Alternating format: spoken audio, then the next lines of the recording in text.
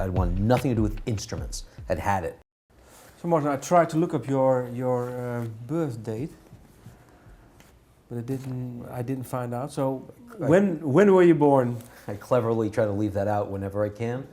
1961. 1961. And you were born where? Where were you born? I was born in New York City. Yeah. And actually grew up there. So I actually was born on Manhattan Island and grew up on Manhattan Island. And I was there in Manhattan until I was 18.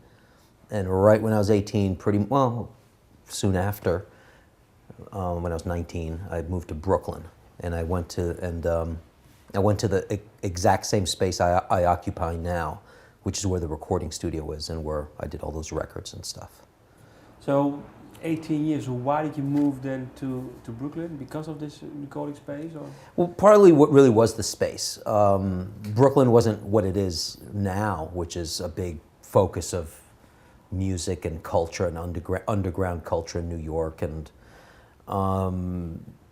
really New York City was Manhattan, and people really never thought about Brooklyn at all. I went to Brooklyn very, very simply because I wanted a lot of space. And the East Village, where all the music was happening, it had very, very cheap apartments, but it was all apartments. It was all small. You really couldn't get industrial space. And somehow, even though I didn't think I'd have a recording studio I knew I wanted, somehow we just said, it was a bunch of us, and we weren't going to be squatters anywhere. We wanted to actually pay rent somewhere. So it was a bit of a collective. And so we realized we wanted like an industrial space that we could sort of subdivide and then also rehearse in. And then eventually that became the recording studio. Actually, the collective was with Bill Laswell, and he lived there. And it's funny because everyone in that collective became a record producer. Bill Laswell, who obviously did a lot of classic records as well as a lot of big records, I guess, like Herbie Hancock and stuff like Mick Jagger and stuff like that. Then the other guy, Michael Beinhorn, who ended up doing like Soundgarden and Korn and stuff like that. And then Fred Marr, who produced Lou Reed and Information Society and stuff. So it's funny, we all kind of, without even really knowing, we all ended up taking a very similar path. But we all lived there at one point. What did you do then when you moved to Brooklyn? How many years were you involved in music? And in what way?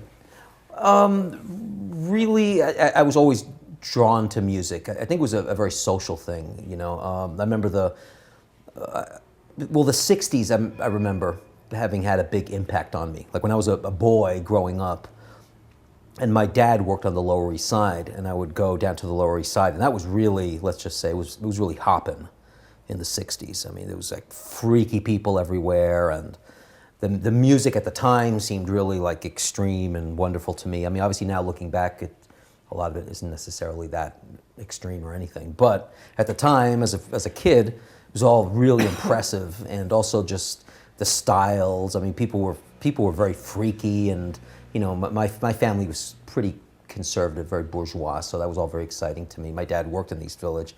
So really and that always seemed tied into music. So I was really drawn to that. My mom was a concert pianist. And so I actually rebelled against music, and especially against instruments. I wanted nothing to do with instruments. Had it. Piano, violin. I don't want to see sheet music. I don't want to worry about notes and stuff. So I wanted some other thing. Actually, that's why I was actually drawn to a lot of hip hop initially. Because I was like, because they hated instruments too. Yeah. So we were all on the same page with that. But really, I just sniffed out the music wherever I could. So really, in high school, it was really just high school bands. I mean, bands that played dances. Actually, we all kind of sort of got our start with that. Even Bill Laswell played in dance bands, for schools and stuff, like in Detroit. But did you play an instrument back then? No, not really. I mean, there was a point where I kind of realized I could play drums. And so I started playing drums, and that sort of actually tied into a lot of the personal music I did, which was, it's funny, what I did for myself as an artist back then was sort of what tied into a lot of the hip hop stuff, which was a lot of weird, like mechanical sounds and a lot of triggering and using technology in kind of in a lot of ways. Because actually, what a lot of the hip hop we did back then was sort of faking a lot of stuff, because a lot of what you would hear was too expensive. See, we don't have that now, where there's things that you might hear on records that are just too expensive to even really approach.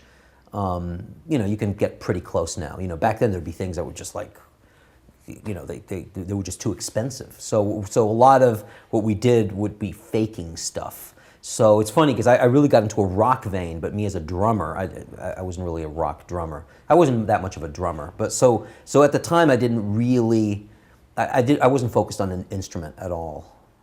Really, it was just, I mean, it was very social. I kind of saw engineering as just something that needed to be done, you know, and I think I just kind of got lucky, because I was like, oh, I can do that. That needs to be done. No one else wants to do it.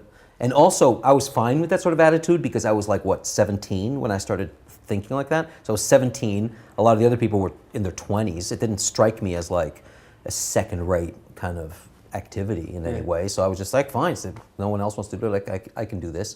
And then there was a point where if there were bands I liked, once I had experience, say, doing sound at CBGBs for bands and stuff, sometimes if there was a band I liked, I would just go to the show and say, can I do sound for you? And almost always the answer was yes. So, and then occasionally I'd even get calls for it. So, you know, and I actually didn't even know that much about doing sound. The guy at CB's kind of helped me figure it out a little bit, but I just really was just going by instinct.